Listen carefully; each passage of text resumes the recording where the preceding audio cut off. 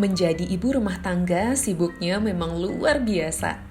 Tapi di antara helai baju yang dijemur dan hangatnya sinar matahari pagi, ibu berhak memberi waktu sejenak untuk dirinya sendiri, untuk belajar dan bertumbuh. Karena tugas seorang ibu bukan hanya menjaga rumah tetap rapi, tapi juga menjaga mimpinya tetap hidup. Aku Linda, seorang ibu rumah tangga. Ini adalah kisahku tentang dampak positif budaya baca di kehidupan nyata.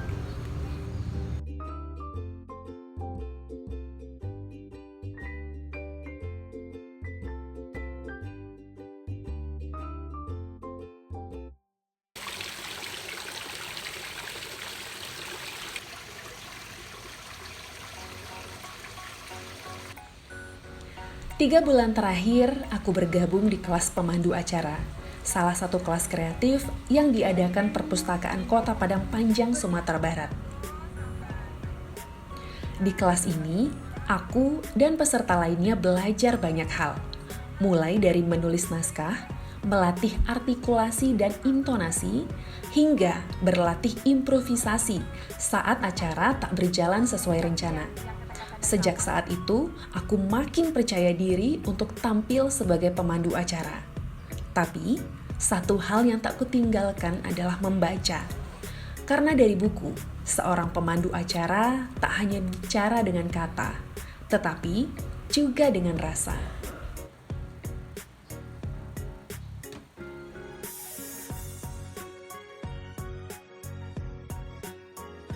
Ketika seorang ibu membangun kebiasaan membaca, maka ia sedang menanam benih keteladanan dalam diri anak-anaknya. Semangat inilah yang juga diusung oleh kelas membaca nyaring. Di sini, anak akan dibacakan buku disertai intonasi suara dan penghayatan agar cerita jadi lebih hidup dan menyentuh hati. Setelahnya, anak-anak akan diajak membuat prakarya sederhana sebagai ekspresi dari cerita yang telah mereka dengar.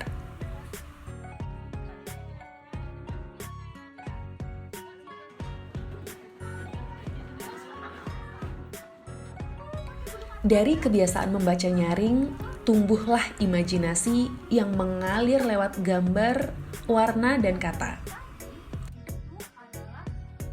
Inilah putriku. Ia mencintai buku dan suka menggambar.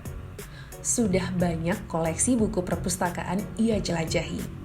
Kegemarannya membaca dan menggambar telah mengantarkannya menjuarai lomba menulis komik.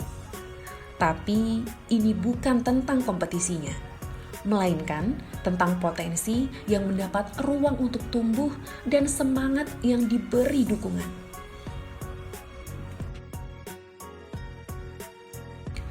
Dari gambar dan cerita yang tergores di selembar kertas, tokoh-tokoh yang semula diam kini mendapat nyawa.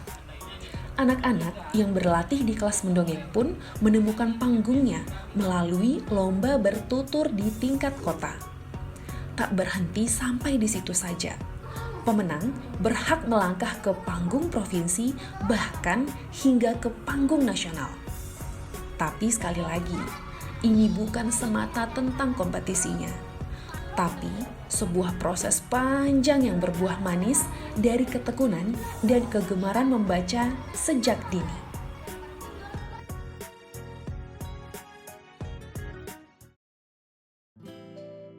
Pada akhirnya, seorang ibu tak sekedar piawai mengurus keperluan rumah tangganya saja. Ia adalah cahaya pertama dalam perjalanan literasi bagi putra dan putrinya. Mari Bu, luangkan waktu untuk membaca walau sebentar saja. Datanglah ke perpustakaan, temukan ruang untuk tumbuh, berikan versi terbaik dirimu sebagai teladan bagi anak-anakmu. Salam terliterasi.